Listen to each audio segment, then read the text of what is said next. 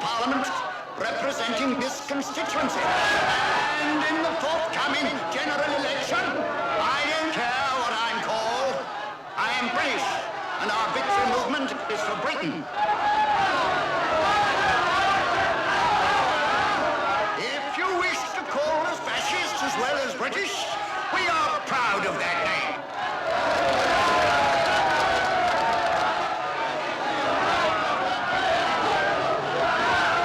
And I'm proud of our policy. It has 3 points. First point, keep Britain white. Send the blacks back to Africa and the West Indies where they belong. The second point, keep Britain free. Smash the international financiers, the Jews, the Greeks, and the Americans, whatever race they are.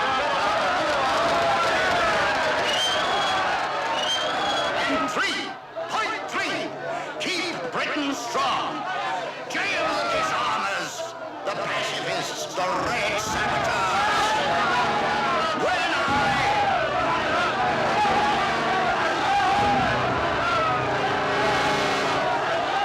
Listen to me! Why don't you arrest them? Clear the streets. What are the police for? Arrest them. Lock them up.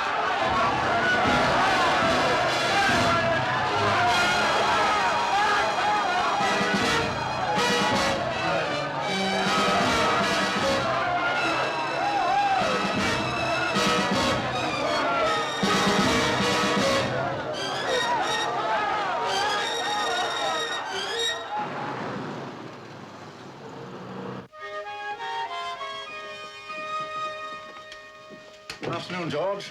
Oh, Commissioner? I want to have a word with you if it's convenient. Your office will do. Yes, of course. Oh, good afternoon, Commissioner. Keen. How are you, Bell? Fine, thank you, sir. How's the leg? Fine, sir, thank you. Good.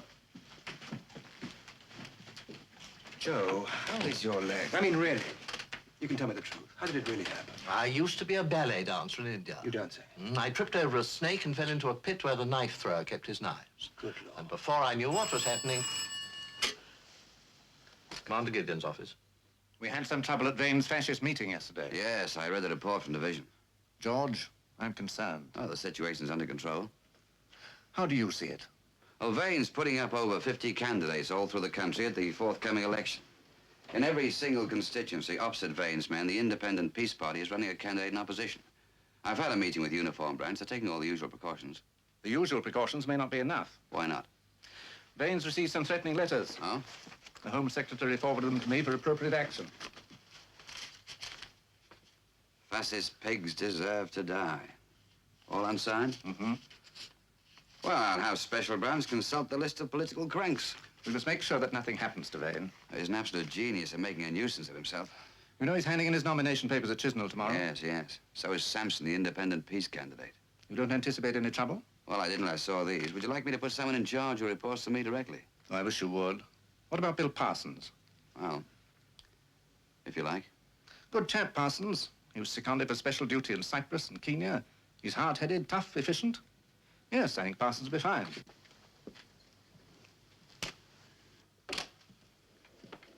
Well,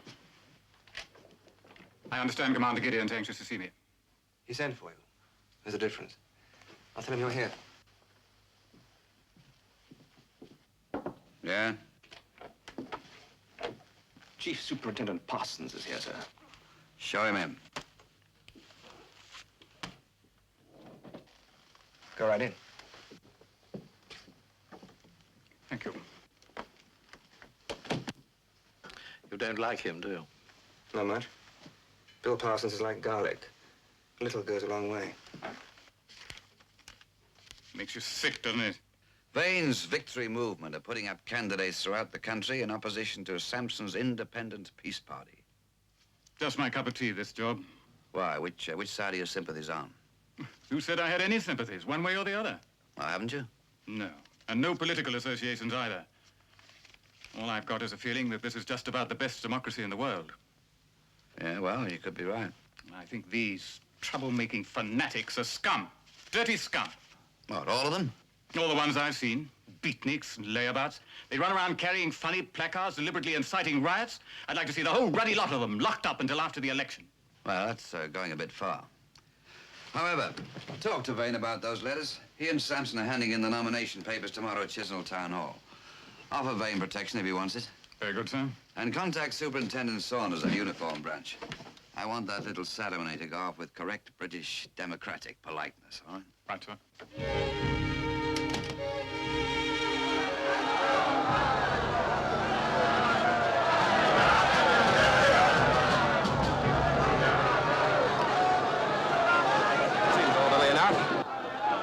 It's not over yet.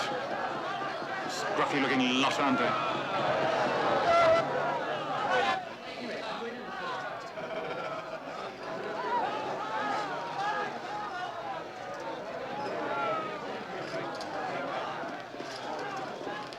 Now, these are the papers for my candidate. All signed and correct, I say, at a conservative estimate.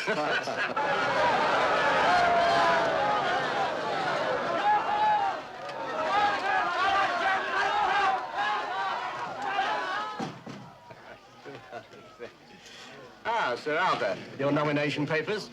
And most important, of course, your deposit. Well, it'll be in good hands here at the town hall, you know. Now the formalities are over, may I invite you to a glass of council sherry and, of course, meet your rival representatives of the people. Of course, you know Mr. Drummond, Labour, and Mr. Roll Douglas, Conservative. How do you do? But, oh, you may not have met our new challenger to the race, Mr. Leo Sampson. Sir Arthur Vane, Mr. Leo Sampson. Now, Mr. Sampson is... Independent peace candidate and anti-fascist. Yes, of course. Mr. Sampson, now, Sir Arthur Vane is from... The Fascist Victory Movement.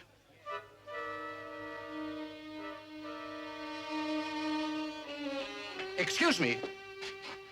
Why do you wear that badge? This one. I wear it because I support the movement for colonial freedom. Freedom? It's a conspiracy to hand over our people in Africa to the black murderers. Miles, a conspiracy of those who escaped from the gas chambers. What's he saying? I shall want an apology from that so-called pacifist, that freak you allowed in here.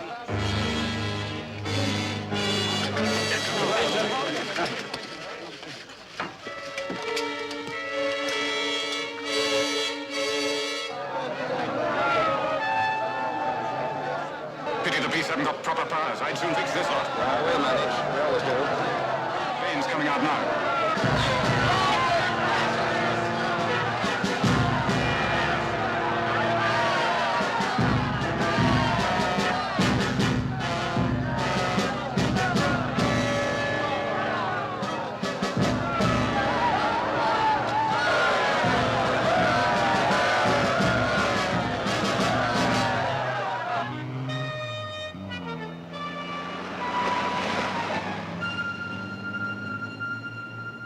Miles, I'm sorry you didn't get a chance to hit back at that freak Sampson. There'll be other chances. He could be dangerous. Suppose he sent those threatening letters? Superintendent Parsons thinks not. You talk to the police? Interminably. Where's your car, Smith? Parked outside your apartment. Good.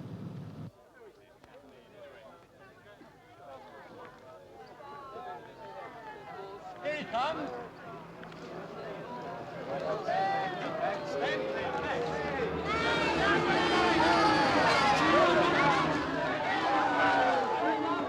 Oh, a reception committee, what a bore. And one policeman. That's how Parsons keeps his promises. Shall I drive into the garage? No, John, don't worry. Mr. Smith and Mr. Miles can get out here. I'll see you at 8:30 at my apartment. Hamilton is coming down from Birmingham.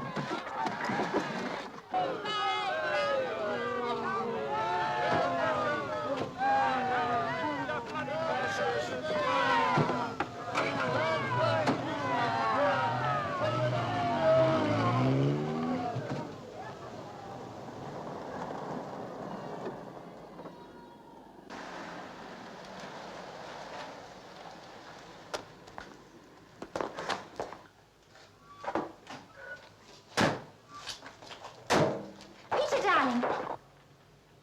I'm terribly sorry. I thought you were somebody else. What was all that about?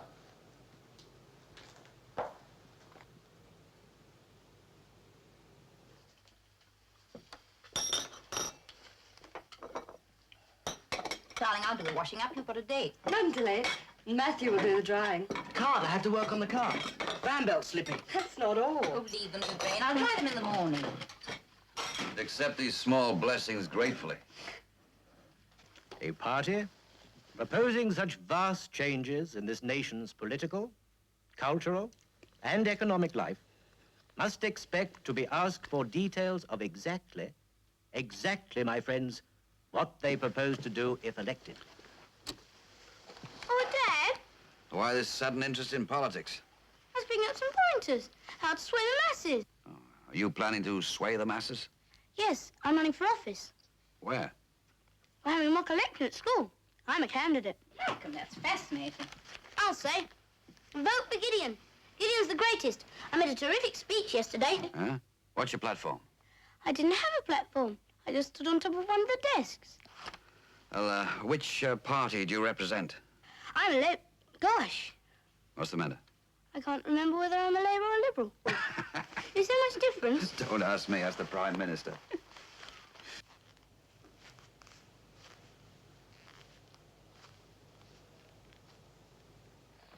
Don't worry, Smith. Hamilton here isn't afraid of a bit of violence. Let the rough-house element get out of hand and we'll lose half our supporters. The trouble with you, Smith, is you're too blamed passive. We need to split a few heads open to get people to think straight.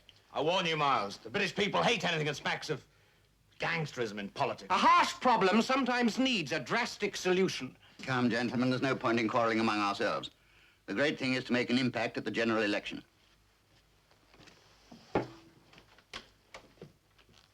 Hamilton, thank you very much for coming down from Birmingham. It's been a pleasure, Sir Arthur, and a privilege. You can leave everything in Birmingham to me. I do with the greatest confidence. Good night and a safe journey back. Good night. I'll see you to your car. Thanks. I'll see you tomorrow. Yes, good night, Miles.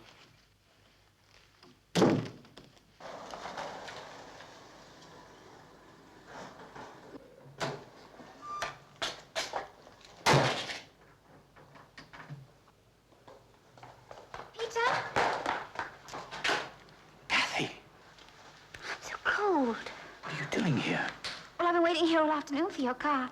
I thought that was it. Gave the man a horrible fright. What is this? What do you want? I told you never to get in touch with me in London. I know you did. Now I know why. How did you find out? Well, I rang your office and I said that I was a friend of your family and they gave me your address. Look, you didn't. No, I didn't go up to your flat. Why couldn't you tell me you were married? For God's sake, keep quiet.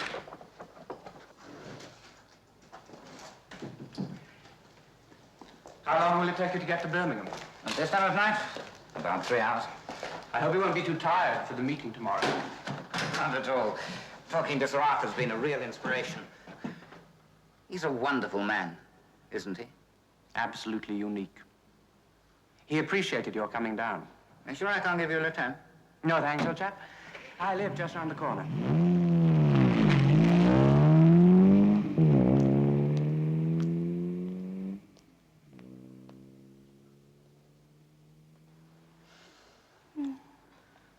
Kathy, I'm sorry. I tried to tell you a dozen times. I just couldn't. It was wrong, wasn't it? Look, I can't talk now. It's nearly 10. My wife is expecting me at 9. Call me at the office in the morning, huh?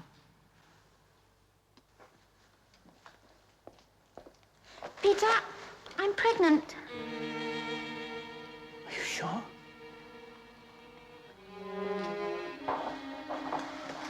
Oh, my God. Well, what are we going to do? I don't know.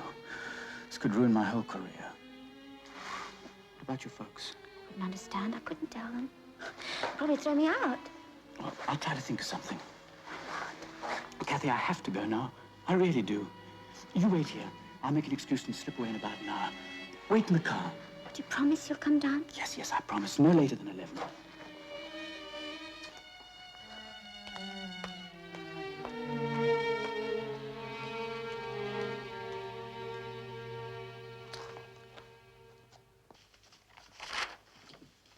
been through these papers a dozen times. There's nothing in them but talk about the election. Yeah, well, here's something to cheer you up.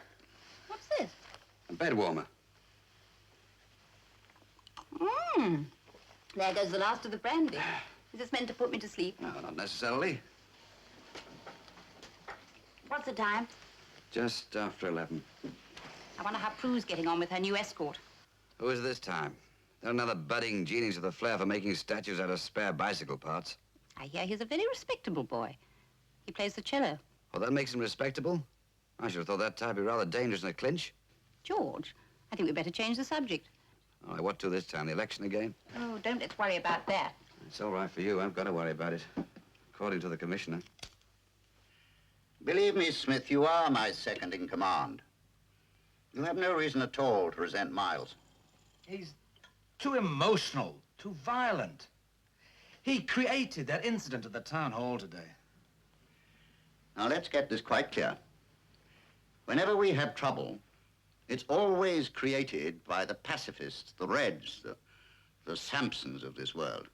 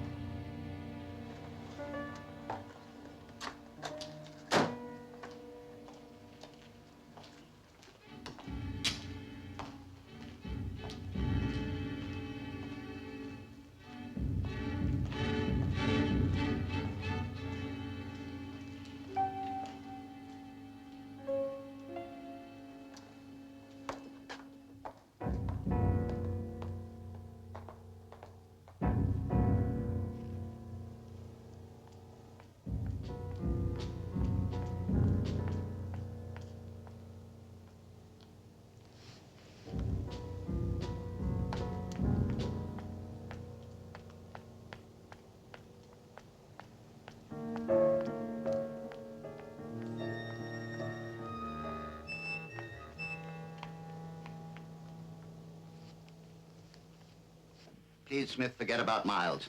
It's just that when you depend on him so much, I wish I liked him a little better. He's useful. Unity's the thing, as long as you know how you stand with me.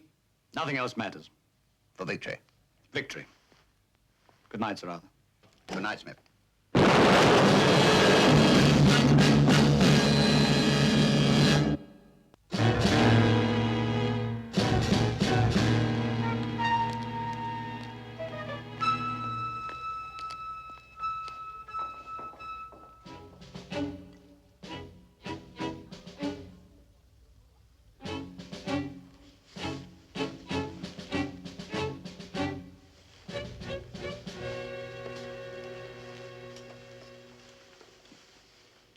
How is he, Doctor?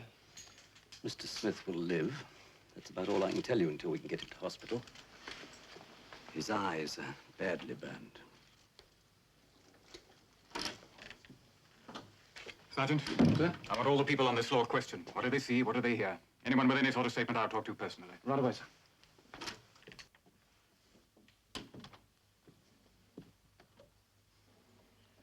Gross incompetence. Stupid police bungling. We've had a constable guarding your building, Sir Arthur, ever since you asked for protection. I asked for protection, and did I get it? One of my closest supporters and dearest friends, seriously injured, perhaps blinded. Is that the way the police do their jobs? You should be dismissed from the force. And when Commander Gideon gets here, I intend to tell him so. That, sir, is your privilege, of course. In the meantime, I'd like to ask you a few more questions.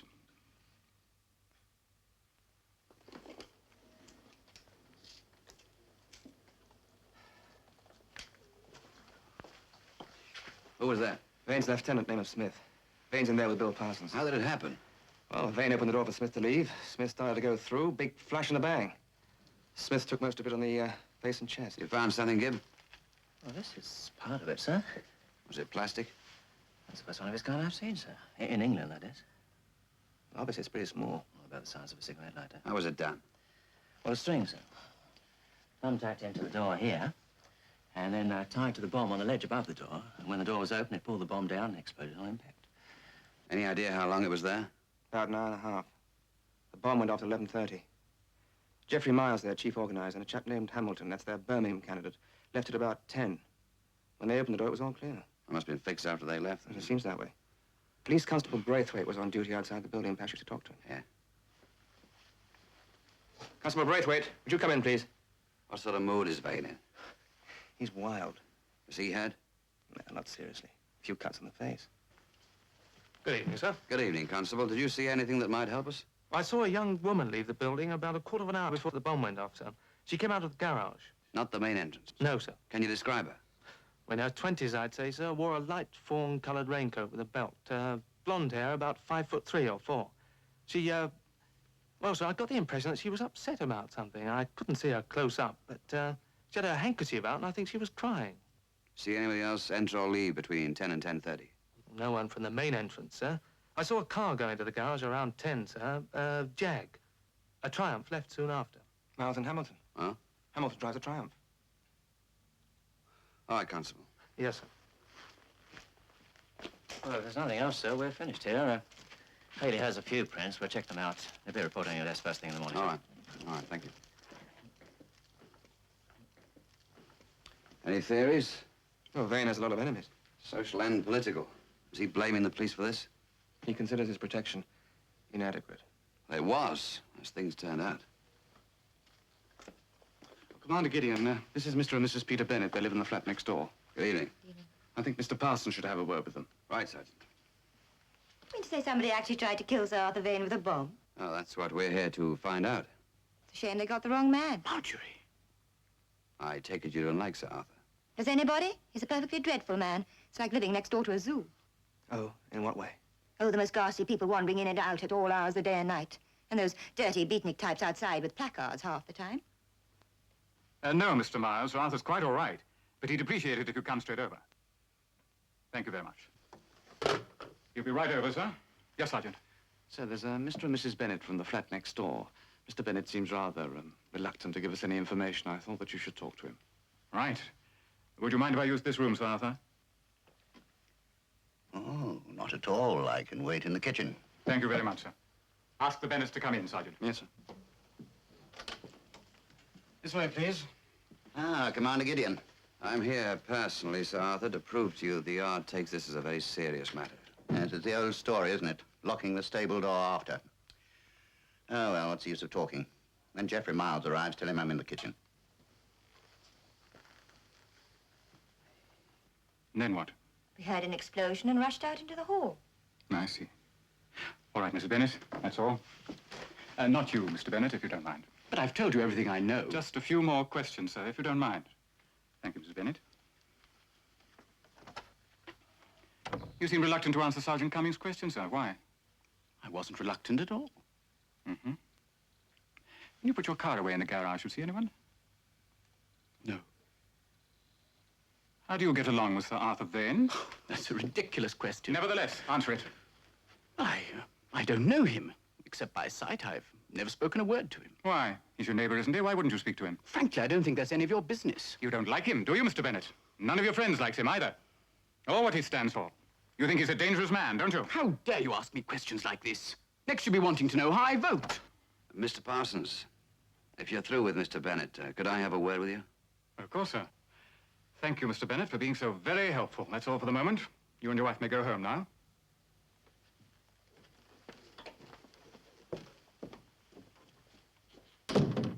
I'm sorry to interrupt, Bill, but I heard most of that, and you were heading for a brick wall. Why, sir? Well, people in this country don't like being asked about their political opinions or about the opinions of their friends. But in this You case... won't get a straight answer to a political question. It's pointless to ask. But I have to ask them. Why? Because this is a political crime, sir. There's no such thing as a political crime in England. This is a felony, pure and simple.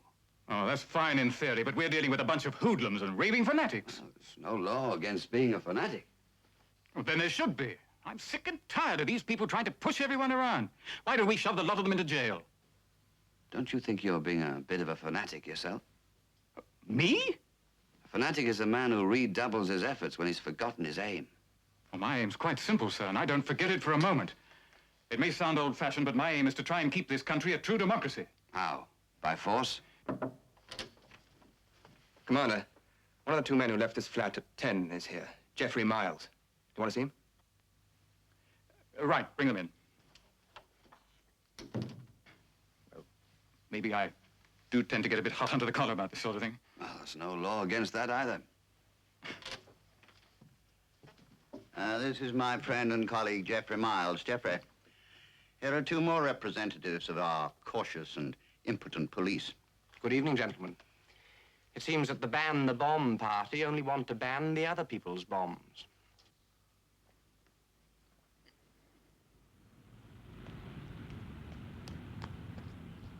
I've been asked to make a statement for the evening papers, George.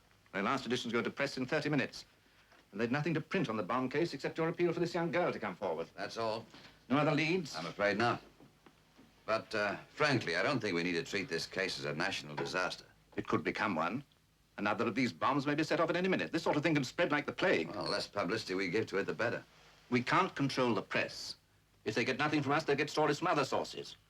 Vane and Geoffrey Miles are making a tremendous song and dance of this, calling the police every name they can think of, working like mad for public sympathy. Well, we can't help that. All we can do is our best and rely on the common sense of the public to help us. George, I'd like you to take charge of this personally and keep me posted. I don't mind admitting it. I'm worried. We've got to find that girl.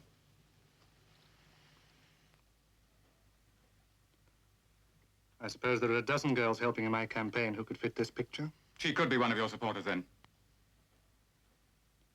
It's possible. You admit that, Mr. Sampson? I don't know who she is. If she's one of our people, she'll only be concerned with banning bombs, not setting them off in people's faces. I see. Have you ever written any threatening letters to Sir Arthur Vane? Well, I've seen correspondence over your name in various journals that expressed violent opinions about the V-Men. I've had nothing to do with physical threats or acts, Mr. Parsons. Has anyone connected with you? Not to my knowledge. Well, let's make a supposition. Let's suppose, for the sake of argument, there's a danger of these V-Men, the fascists, taking over this country. Would you still do nothing but preach and write letters? Would you never take direct action? Wouldn't you even consider using force to stop them? Mr. Parsons, I came down here at your invitation to try and help you. I appreciate that. And please don't try and badger me into a political argument. I thought political arguments were your stock in trade. My stock in trade is peace. Then you don't hate the fascists? I hate fascism. But not the V-Men themselves? I despise them. You don't regret that one of them may have been blinded by a plastic bomb? They've sown the wind, they shall reap the whirlwind. That's a violent statement, Mr. Sampson. The Bible's a violent book.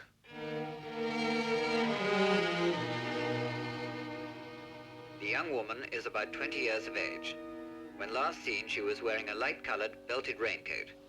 She is about 5 feet 4 inches tall and has blonde hair. The police request that anyone who saw a young woman answering this description in the vicinity of Park Towers should get in touch with them at their nearest police station. She is wanted for questioning in connection with the...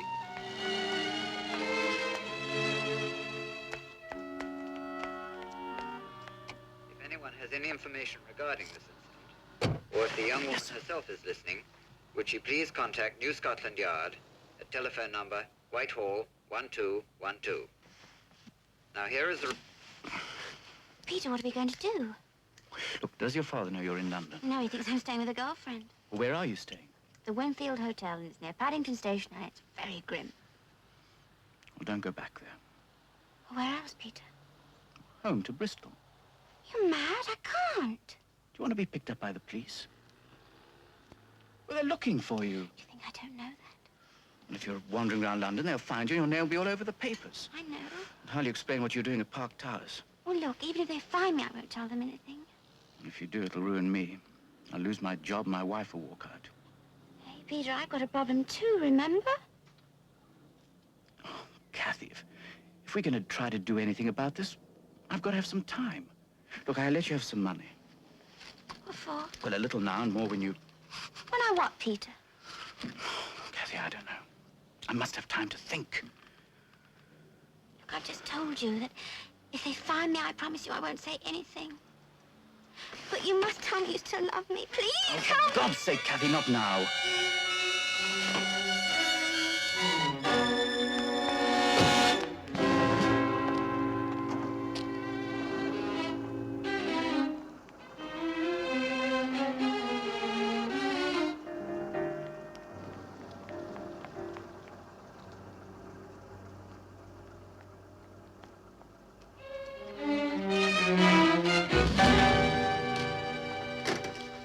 The girl. He was seen getting into a Jaguar Mark 10 in Hampstead 35 minutes ago.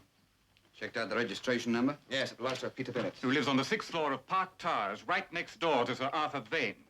The man you interviewed last night. And who got so very huffy when I asked him a few political questions. All right, you better talk to him. I can't help you. I had absolutely nothing to do with this bomb business. But you did have a visitor last night, didn't you, in spite of your denials? All right, I did. But not to the flat. I met her in the underground garage. Why the garage? I couldn't avoid it. She was waiting for me when I drove in. What's her name, Mr. Bennett? Miller. Kathy Miller. Where is she now? I'm not sure. But the quickest way of clearing yourself of any suspicion is simply to tell us the truth. She's at the Winfield Hotel, near Paddington Station. Thank you. All right, wait. What are you going to do, arrest her or something? It's not her fault she's caught up in this. Well, then she's got nothing to worry about. Neither of you. Who is this girl, Mr. Bennett? I told you, she's a friend. You say you met her in Bristol? Yes. When I was away from my wife for, well, for rather a long time. I take it you know her rather well, then? Yes. Does she belong to a CND group? The Campaign for Nuclear Disarmament, Mr. Bennett, the band that bomb people? Sampson's supporters and Vane's political opponents. Are you suggesting that Kathy had anything to do with planting a bomb outside Vane's apartment? Just answer the question, please, Mr. Bennett. Kathy doesn't belong to anything. She's just a kid. Why did she come to London? To see me. You're a married man. Yes. Yes, I'm a married man. Which is another of life's mysteries that you can't understand, Mr. Parsons. I understand all that very well, Mr. Bennett. You do anything else, sir? No. All right, Mr. Bennett. You can go now.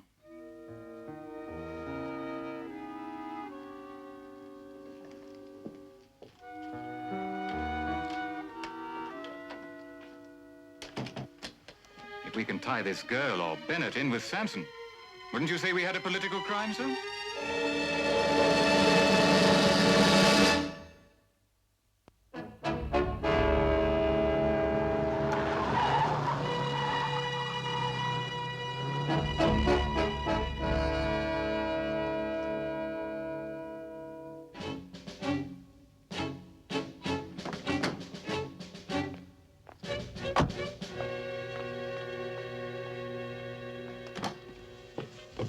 Crave! You filthy runt, darling Crave!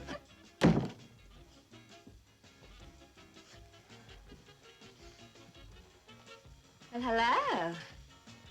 Good evening.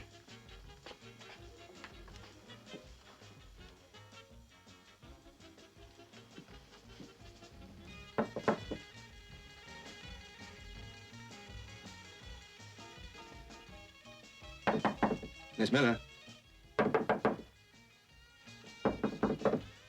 Miss Miller. Miss Miller. Yes? Miss Catherine Miller. Yes, I am. I'm a police officer. Well, what do you want? I'd like you to come with me, please. Well, I haven't done anything. You were seen last night leaving the underground garage of the Park Towers. Mr. Peter Bennett told us that you were going to... Peter? You've spoken to him? Yes. Well, what did he tell you? That he met you last night. Well, there's nothing wrong in that now, is there? No, nothing. We just want to ask you a few questions. No, I can't come. I won't. Miss Miller, you don't seem to understand. I'm a police officer. If you won't come with me voluntarily, I can arrest you. Yes, but look, I haven't done anything wrong. Then there's nothing to be frightened of, is there?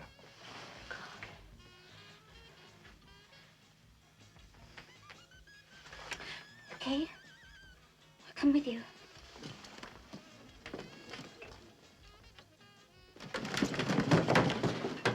Miss Miller! No, please, let me go, please! Come on! Nobody's going to hurt you. Now, calm down. Relax. Come on. Come on.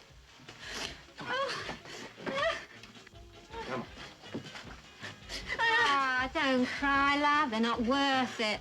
Do you want any help? Just leave her alone. But why? Please tell me why. We just want to ask you a few questions.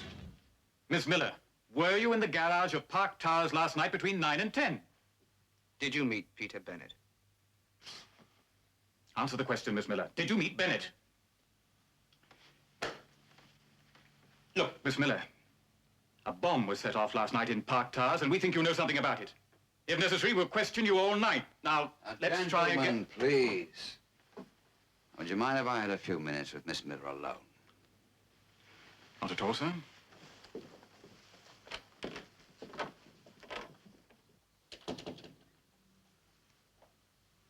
Bit drafty in here, isn't it? Oh. That's better. Cigarette? Never? My father doesn't like us to. Very wise man, your father. Some ways. Fathers can't be perfect, can they? I know I'm not. In fact, most of the time, my kids think I'm a great big rectangular square. Yeah, mine's strict. Very strict. Yes. Is he, fair, would you say? Oh, sometimes. It's just that he's Possessive. like I was 5 years old. I'm a bit possessive, too, I suppose. If I see my daughter doing anything I know is going to make her unhappy, I can't help interfering, you know. Yeah. Miss Miller, may I call you Kathy? Of course. This, Peter Bennett. You love him, don't you? Yes, I do. But he's married. Well, that's not your fault, is it?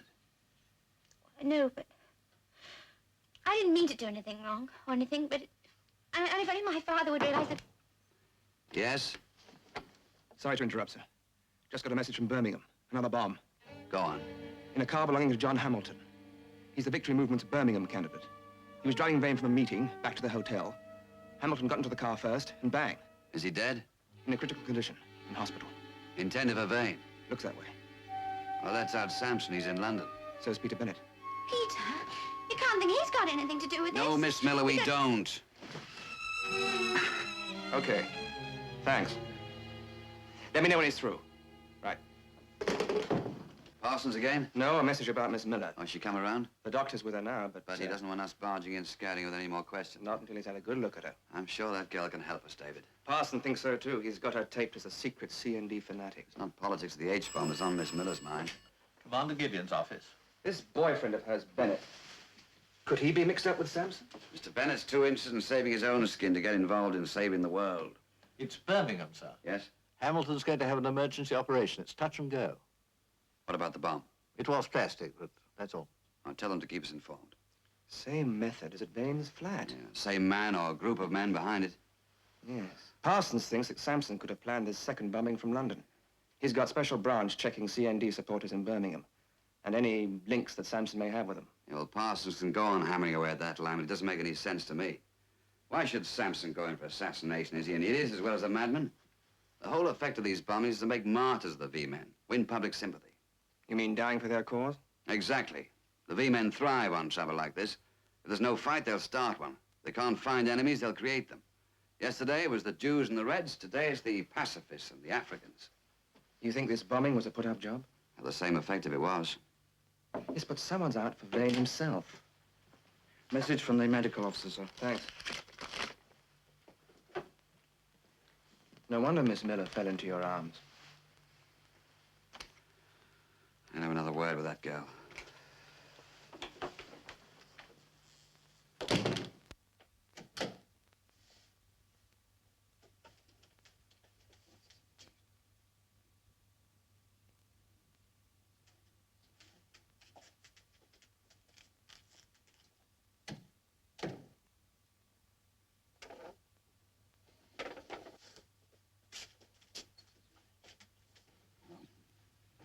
Kathy, I know. Are you very frightened, aren't you? I wish I were dead. How old are you? 19. Well, you don't need me to tell you you've got your whole life ahead of you. And I won't pretend you haven't made a mess of things because you have. I know. It's no use my asking you to go home. Oh, I couldn't face my father. He might surprise you. Oh, you don't know him. Oh, that's right, I don't. Tell me about him. Well, he places great store on things like appearances, and he's very conventional. And I'd rather not talk about him. Look, Kathy, you've made a bad mistake, but that's all. It's a mistake. You haven't committed a crime. I personally don't consider you a bad girl. In fact, I think you're an extremely nice girl. That's me, a nice girl. Do you know, I didn't know he was married. And I did believe him when he said he loved me. I've been a fool, haven't I? Kathy, there are all sorts of people in London who can help you with this problem.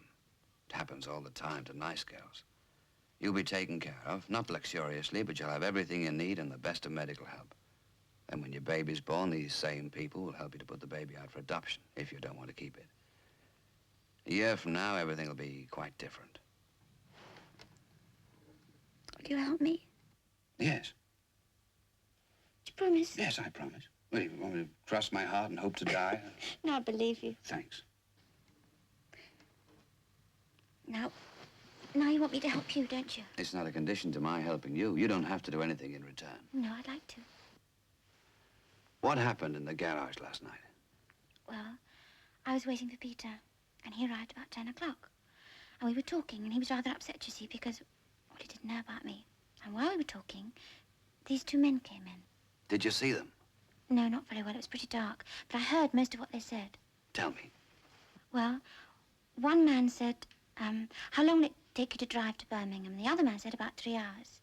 Then the man with the car offered the other man a lift home. And he said, no, thank you, not to bother, because he only lived round the corner. Is that all? No, because the man then drove his car out, and the other man followed on foot. Then what? Well, Peter had to go upstairs, because his wife was expecting him. And he promised me that he'd come down again as soon as he could. So he let me wait in his car. Well, after a while, I decided that he wasn't coming back. And I was, well, depressed and a bit fed up, I suppose, and I decided to leave. And as I was leaving, this man came back. What man? Well, I'm not sure. I didn't get a very good look. Look, Kathy, was it the man you saw walking out of the garage? I couldn't be sure. Could you identify him if you saw him again? Well, I might.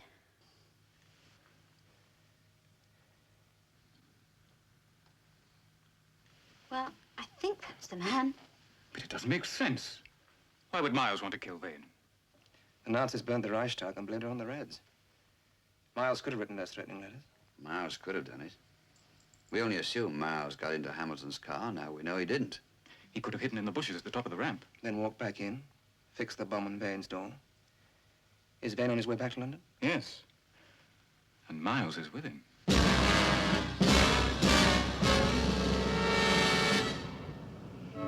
It's all been too much for me. Yes, I know.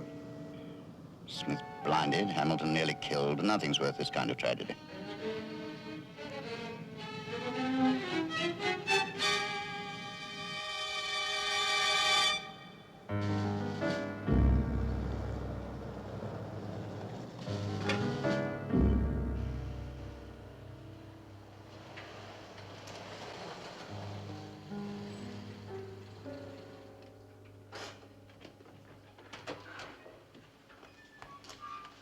Don't bother to come up, John. Take Mr. Miles home. I'd rather see it to the door, sir. Oh, all right. Sir Arthur? Commander, I'd like a word or two with Mr. Miles, please. do you realize it's 4 o'clock in the morning? That's all right, sir. What can I do for you, Commander? I have reason to believe that you were responsible for the bomb attack on Sir Arthur Vane. What are you talking about? I have to caution you that anything you say... But I've already told you before, ...will be taken I left down and with may be Mr. used Hamilton. in evidence. This is monstrous. They've taken leave of their senses. No, we haven't. Will you come with us, please?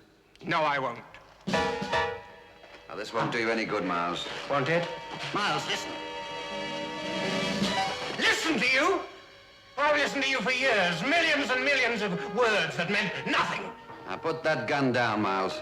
He cheated. He betrayed us all. I look on him as a sort of messiah. I worshipped him. I even loved him.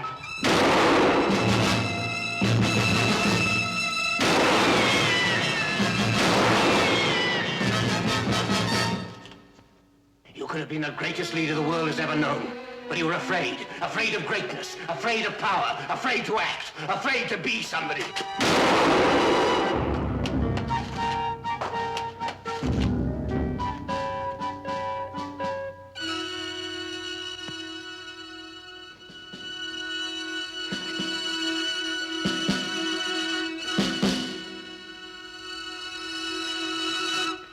Miles, for God's sake.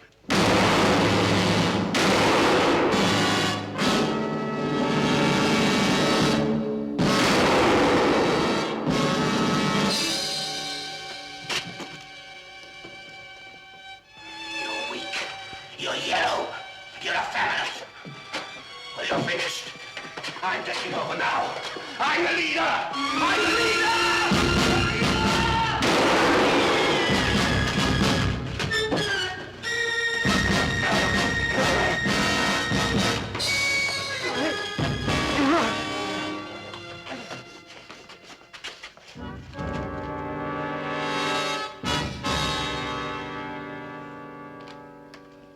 Jeffrey Miles is a paranoid.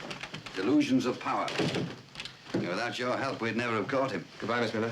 Bye. Good luck. Thank you very much. Kathy, I've had a talk with your father. No. No, it's all right. He understands.